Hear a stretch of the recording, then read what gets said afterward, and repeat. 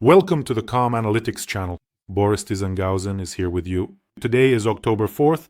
This will be an unusual episode. In this episode, a strange Putin recites poems about Great Russia, a strike on the newest Russian ship and one of the largest oil refineries. Drones in Sochi almost got to Putin himself, and Europe has come up with a way to catch tankers from Russia's shadowfleet. Meanwhile, Russian warships are now openly making threats in the Danish Straits. How can Europe deal with drones overhead, and what will be Russia's next move? All this and more in today's episode. If this is your first time on the channel, subscribe so you don't miss future episodes. So the Skrepenosets still can't find peace. I thought I had seen all the cringe from Putin's speech at the Valdai club. Turns out I was wrong. What I showed you just yesterday, in fact, was merely just the very tip of this truly enormous brown iceberg, you see? Let's set aside the fact that this replicant has extremely strange facial expressions.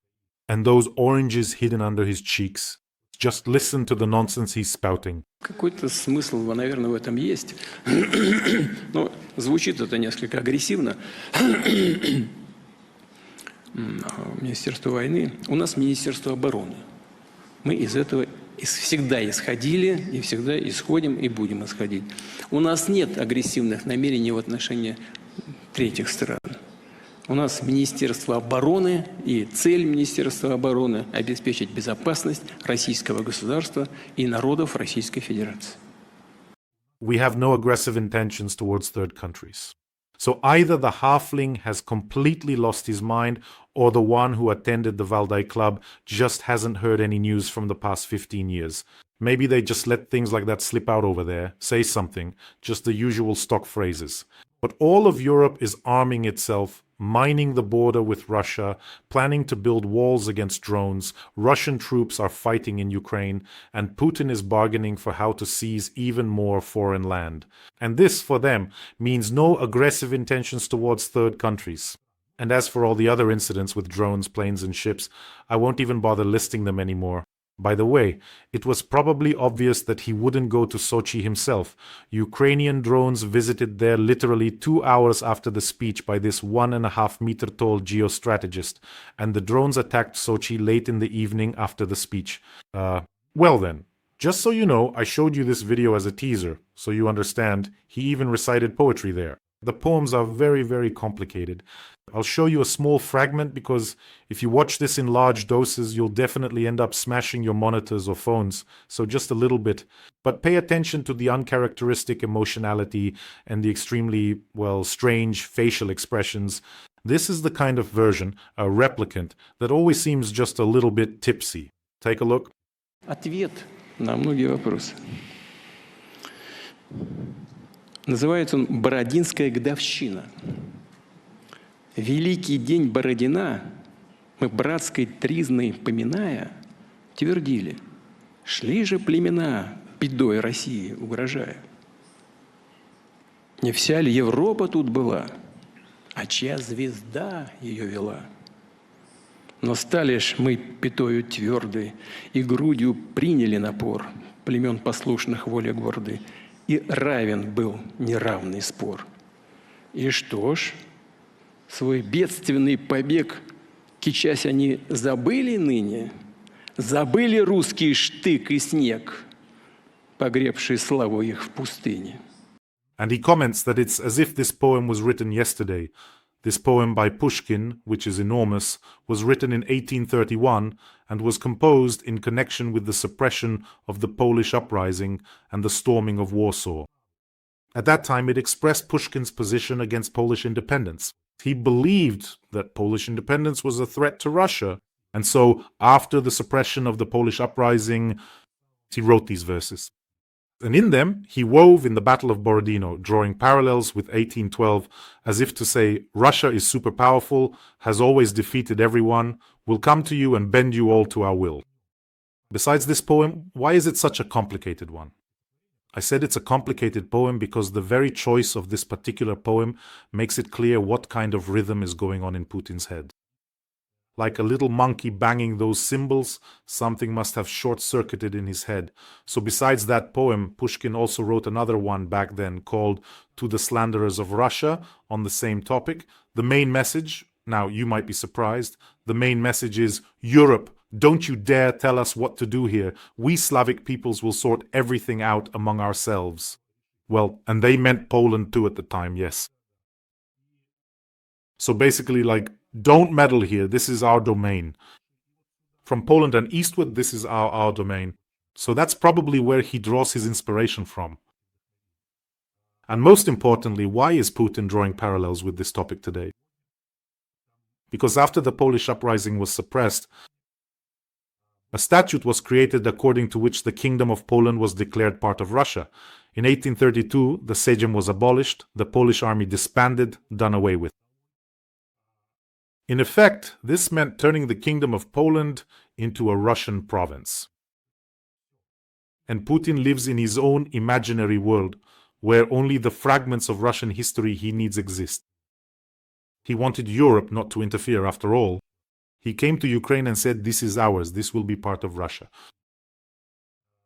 But I repeat, Putin constantly chews over only the convenient fragment of history that he likes. For some reason, he never recalls the Soviet-Finnish War. Isn't that right? Although there are actually far more parallels between the Soviet-Finnish War and what's happening between Russia and Ukraine now. When the gigantic Soviet Union attacked Finland and got seriously beaten back, pardon my French, they did occupy part of the territory, yes, but Finland showed the whole world that you can and should, yes, Donald Trump, fight even against an enemy much bigger than you.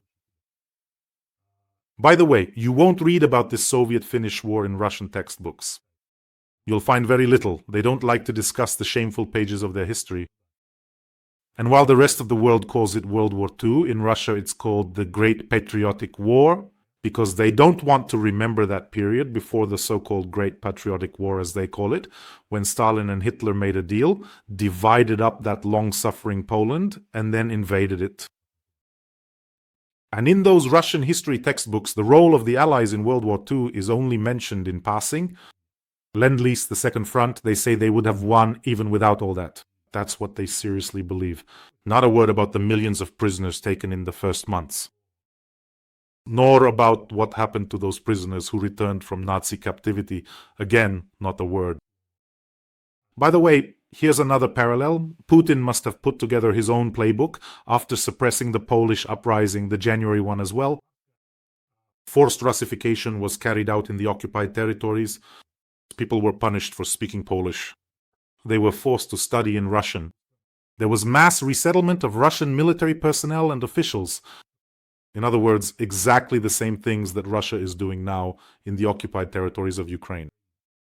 And Putin, by the way, I don't know if you noticed, he usually has cards with font size 100,500. But here, somehow, he suddenly managed to read small print from a book. Well, at least this time. And yes, Poland eventually regained its independence after 87 years of direct Russian control. Then it was occupied again, only this time by the Soviet Union. So this obsession with convenient historical periods is taking on almost manic overtones. Remember when Putin was showing a map where Ukraine didn't exist? In reality, Ukraine was there, of course. It was marked as Ukraine, the land of the Cossacks. But that's not the point. Whether it's there or not, you can find plenty of maps where things are called differently depending on who made them, what period they're from, and so on and so forth. But people bring these things to him, to his office, bringing him confirmation of his delusional fantasies. These people don't exist, those people don't exist. So that means I'm the emperor, I'm Peter, and so on. I'm Alexander I. In other words, people bring him proof that he is great. Although, you see, that's how it turned out. Back then, the Russians marched through. Yes, there were still plenty of uprisings afterwards, but they marched through, they crushed Warsaw and applauded themselves for how great they were. Well, by that logic, by the way, when Putin is shown maps where Ukraine doesn't exist, maybe he should be shown other maps, I don't know, from different historical periods. Maybe then Italy will lay claim to the territory once held by the Roman Empire. From Britain to Egypt, from Spain to Mesopotamia, which is modern-day Iraq. So what's the problem? Right now, Italy occupies just a small piece of that territory. Or let's look at maps from the 13th century. Let's bring Putin a map from the 13th century and say, Moscow here is a vassal of the Horde. And the Mongol Empire stretched from Korea to Hungary. So Putin, give it back to the Mongols. What are you doing? Give back what you took from them. So he's like that old man who's lost his mind, who recites little poems or jokes on any topic, giggles and coughs. I'm already thinking, when are you going to, I have an idea. Well, not an idea, more like a thought. So he just keeps coughing like that all the time. I don't think he smokes. No. I think it's just that so that some of them have certain distinctive traits, like he waves with one hand when he walks, when he sits, he puts his feet in heels and spins his legs around like propellers with his shoes. It's like they were all given these indicators, so they'd all do the same things. Yeah, that's the same guy. He also coughed, or that same oddball spins his heels again. I get that feeling, but Putin just doesn't understand one thing. He thinks about Russia, like right now, but he doesn't realize that he himself will be the one to put an end to Russia's existence as it is today. He has weakened it like never before. And Ukraine will help him with that. Ukraine has become that bone in his throat that Putin has choked on, that mirror in which Putin's true cowardly nature is revealed. It was reflected, and so, for the second time this month, Ukraine struck today at the Kinef oil refinery in the Leningrad region. And I want to tell you, this is not just any refinery. It is the second largest in Russia by processing volume, up to 20 million tons per year. So this is a very significant facility. And by the way, the Leningrad region is also well covered by air defense systems. In general, the problems with this refinery, with Kinef, will be immediately felt by the residents of St. Petersburg, the entire Leningrad, Novgorod, and Pskov regions. And one more very unusual piece of news today. I read something else and thought, wait a second. By the way, right now there is a ballistic alert, but you cannot run away from ballistics, so there's no point in running outside. And there are no shelters nearby here, so we just sit and keep watch. And here's that unusual news. At 4:30 in the morning, Special Operations Forces struck the missile ship Grad, Project 21631 Bayan M. Do you know where they hit it? On Lake Onega. That's in the Republic of Karelia. By the way, these are the territories that the Soviet Union once took from Finland and turned them from beautiful, lovely lands into some kind of slag zone. What else could they have turned it into? A depressed region. So why is this important? First of all, this Bayan M, a small missile ship, it carries Kaliber missiles. And it was traveling from the Baltic Sea to the Caspian Sea, according to the official statement from the Special Operations Forces. The strike hit the right side of the ship's power plant compartment. This is one of Russia's newest modern ships, which was only commissioned into the Baltic Fleet in 1922. So it got what was coming to it. But I was wondering, well, what was it doing in Lake Onega, and how was it traveling from the Baltic Sea to the Caspian? I immediately went to Google. Since I'm a level 80 stickler, I always check and double check. And it turns out, this was a revelation for me, that there's this Volga-Balt, well, not even Volga-Balt, that's just a part of it, the Volga-Baltic waterway. It actually starts from the Gulf of Finland. It goes through lakes further on, and from the Baltic Sea it actually leads all the way to the Caspian Sea. And there's even a way to reach the White Sea from there. So basically there's a route along rivers, lakes and reservoirs, and this very ship was passing through Lake Onega when it was struck there. So let me remind you, both the oil refinery and the ship were hit in the Leningrad region. Our drones were flying there today. Now here's how Russia responded. This is just to give you an idea of how Putin wages war. Yes, I showed you the video, remember, when he said, we'll put Ukrainian women and children in front and see how they shoot at their own like Ukrainian soldiers. In other words, he didn't hide the fact that he would use civilians as cover, not just anyone, but women, children, and the elderly. He actually said that.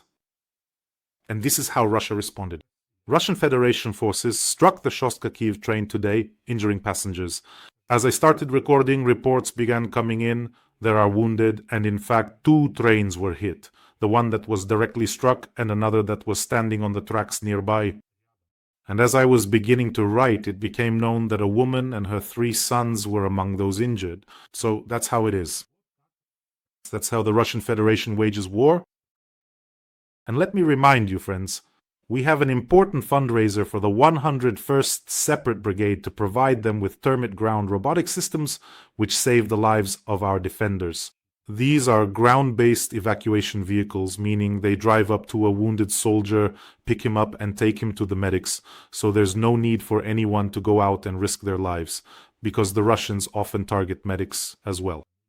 Unfortunately, medics have come under fire when they used to go out to retrieve our soldiers, and these termite systems will help save the lives of both our medics and our defenders. So I'll show you the video of this address now. We, the soldiers of the 101st Security Brigade, are reaching out to Borys Tizengauzen and his followers for help. We are very grateful to you for the drones you have previously provided. At present, we are in urgent need of 2 termite ground robotic systems for the rapid and timely evacuation of the wounded from the battlefield, which, in the current situation, will allow us to save their lives. Our units are fighting in the Kostiantynivka direction and in Chasiv Yar. We continue to destroy the enemy and believe in your support. Glory to Ukraine!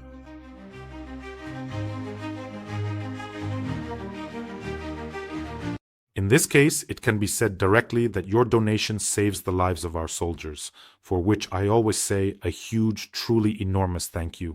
The link to the fundraiser is in the description of this video and also in the comments. There you'll find Mono, Privat, and PayPal for those who want to help from abroad. I see everyone, and I want to say a huge thank you to all of you. And if you happen to miss the payment details, here's a QR code that takes you directly to the fundraising page. That's in case you're watching on other channels. And so today I'm reading the news, literally one story after another, all about how everything is going according to plan, and Putin is reciting Putin's poems and so on and so forth. And the sanctions are supposedly only making Russia stronger, literally one after another. The government will impose a 20% tax on Russians' online purchases from abroad. That's one. The government will cut spending on buying buses and trolleybuses by 3 times to save money, for the war. Well, of course, why would Russians need buses and trolleybuses? 3 times less, just so you understand. I'm just waiting for Putin to come out. After all, he recently said that taxes are wonderful, that raising taxes makes the economy healthy, and so on. Now he'll come out and say that cutting spending on buses and trolleybuses is just great. People will walk more and get fresh air. I've launched some kind of national program. It'll be headed by some former Russian Olympic champion who'll come out and ask for Putin's term in office to be extended indefinitely. They're always putting forward either cosmonauts or retired Olympians. Next news item. Residents of the annexed regions of Ukraine will see their electricity tariffs increase by 30% and for some by 50%. Do you feel it? Everything is going exactly according to plan, right? The action never stops. Listen, the water problem in Donbass still hasn't been solved. Putin met with this Pushilin, back in the summer. He put on a stern face, furrowed those painted-on eyebrows of his, and acted as if he was taking the problem under his personal control. So what was the result? They just started talking about it less. People got a little used to it. Do you see any water supply system? No, where is the water supply? It sank. That's it, forget about it. Another news item. At the gas plant, following Avtovaz, mass layoffs have begun due to salary cuts. So what happened? Well, it's clear that the Russian auto industry now exists like the Chinese one does. Thanks to Putin, there is no more Russian auto industry. The killer of car industries, the killer of Gazproms. What isn't he a killer of? A killer of common sense? So here's the thing. There are no orders at the gas plant, so they've introduced a 4-day work week. Naturally, they cut salaries. Well, who's going to pay a full salary, right? And who needs that, they thought. 4 days is neither here nor there. I'll just go somewhere I can work 5 days, that's all. And so Putin stated that raising taxes will help the economy develop. According to Putin, increasing the VAT rate to 22% will help find a balance between budget spending and the central bank's measures to slow inflation. This is, a convoluted way to explain to the masses that they're going to be squeezed for every last penny. The treasury is empty, but the war still needs to be paid for. Next year, just to remind you, Russia will spend almost half of its budget on the war and security forces. A war is simply impossible without money. And so today, I read a headline, a great one, but since I'm a bit of a stickler, I decided to dig a little deeper into it. The European Union has prepared a legal framework for arresting Russian tankers in the Baltic Sea. I think, oh, that's good. What's important are the timelines and, in general, the viability of this legal framework. Well, the fact that they want to deprive Putin of money for the war is great. So, as part of the 19th package of sanctions, they are preparing to add another 120 tankers from the shadow fleet to the blacklist. Listen, every time it's 100 to 120, that's good, I'm not arguing. Why not add them all at once? There are already 560 something on the list. But then they just re-register them, change the names and so on. Just hit them all at once and tighten the screws from every side. I mean, it's like just another 120 or so. But does this actually help? 120 tankers, not just 120. I remember when the Americans imposed sanctions against 200 tankers, Biden was leaving his farewell gesture like, let's do this. But why didn't he do it earlier? That's a good question, isn't it? All right, that's already a lot of questions for one program. So, Biden was leaving and imposed sanctions on 200 tankers. Well, a bit fewer back then. They were immediately banned from entering Chinese ports and Indian ones too. That's how it goes sometimes. What worried me here? So it turns out this mechanism exists, and it's not even for all 120 new tankers that will be added to the list. Since they use freedom of navigation, the tankers don't enter European ports, and you can't stop them without a reason. They don't buy insurance from European companies. The ships are old, they're still running, but you can't touch them. Freedom of navigation and so on. So the scheme is, if a vessel is without a flag, and there are some like that in the shadow fleet, they've gotten so brazen that some even sail without a flag, then it will be possible to detain that vessel. But out of all 120 tankers that will be included, only 16 have this issue. And even then, they'll quickly slap a flag on themselves. So only 10% can be stopped. That's better, but there are much more effective ways. So what? Besides, there's Panama, Liberia. The Marshall Islands, they just hang their flags there.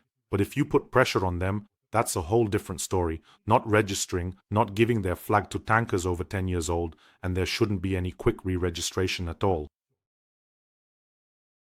Then it's a completely different story here, you see. But France released the detained tanker from the Kremlin's shadow fleet and its captain. Well, what can you do? Yeah, really, what's the point of holding them? And here's more. Let's just put all this news in one basket.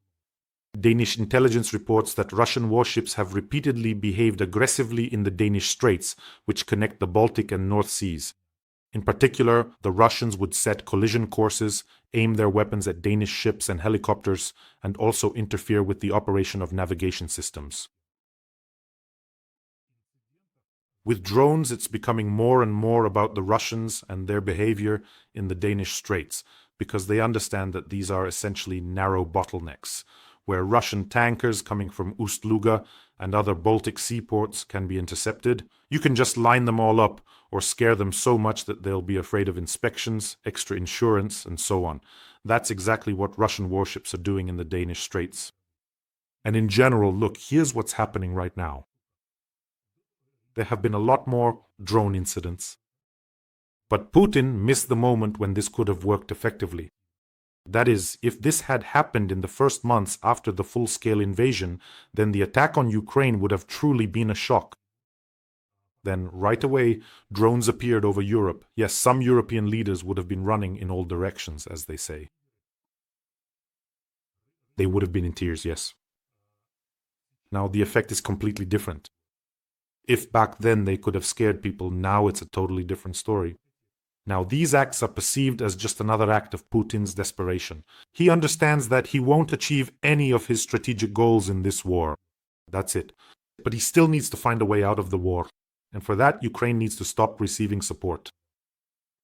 As for the economic sector, I mentioned it a bit earlier, and I brought it up today on purpose. There are at least a couple dozen more news items like that, showing how little by little the tactic of 1,000 cuts is working. There's already a budget deficit.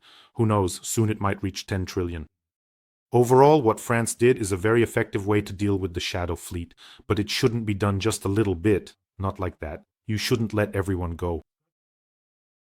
While the drones are still flying, by the way, you could kill 2 birds with 1 stone, get rid of the drones and deal with the fleet at the same time. While the drones are flying, stop all the tankers under the pretext that drones were launched from them. Let's sort things out, check their documents. Who knows, we have our suspicions and so on. You can let them go in about 5 days when all the delivery schedules have already been disrupted. A few such actions and insurance prices for shipping will skyrocket. And at the same time, you can check the documents to see in which jurisdictions these insurances are being issued. And make sure the insurance is from G7 countries. None of that fake stuff is needed. Great, I think they'll start looking for workarounds. It's expensive, it's burdensome, and schedules will be disrupted. By the way, friends, don't forget to subscribe to this channel because after watching calm analysis, you can go without a sedative for a while. And then the next episode will be out because they're released every day except for 1 day a year. So make sure to subscribe. Turkey has rejected Trump's demands to stop buying oil and gas from Putin. How unexpected. The country's Minister of Energy, Alparslan Bayraktar, with a last name like that, of course he buys Russian oil. Oh, come on, really, and gas too, by the way. Ankara will not tell private oil companies where to source their raw materials from, and it never has before. That's it, there's your answer. Of course, we all understand that in Turkey, at the state level, anything is possible.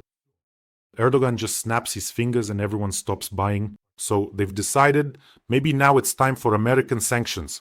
Look, Turkey refused. They say they can't influence their private companies. Hungary and Slovakia are exceptions for them. Trump himself said so. So who was the message not to buy Russian oil and gas actually for? What do you think? And now, the Financial Times has just published an article on this topic, saying that Putin has exhausted Trump's patience, the rhetoric is changing, the approaches are changing, intelligence reports, and so on and so forth. But out of all this news, there was one paragraph that really caught my attention. Putin offered Trump a generous deal, lifting American sanctions, recognizing Crimea as Russian, and resuming economic cooperation, including in the Arctic. But that wasn't enough for Putin, who demanded that Kyiv surrender the territories currently under the control of the Ukrainian armed forces. And how exactly were you planning to recognize Crimea as Russian? I'd really like to know. In general, if sanctions are lifted from Putin, in my opinion, and you may disagree. By the way, be sure to write your own takes on each of these news stories if you want. Or you can, not on everyone. If sanctions are lifted from Putin right away, then everything he'll do is prepare for a new war. So he can manage to pull it off before he dies, and he doesn't have much time left. By the way, while we're at it, let's send this signal out into space so that his time gets cut a little shorter. In other words, he definitely won't want to end his career on the note of a shameful war in Ukraine. So until 2036, he's got another term written in for himself. He added another term for himself. He definitely wants to have a small, or maybe not small, but a moderate victorious war. Again, I'll repeat. In Ukraine, if it ends right here and now, it's a disgrace. It's a colossal disgrace. Putin won't want to die on that note. So lift the sanctions and wait to see where he brings the war next. I don't think it will be Ukraine. I don't think so. Ukrainians have shown how they welcome uninvited guests. Well, friends, take care of yourselves, take care of your loved ones, subscribe to the channel, and let's help raise funds for our soldiers from the 101st Separate Brigade. The link is in the description to this video. Wishing us all a peaceful day and glory to Ukraine.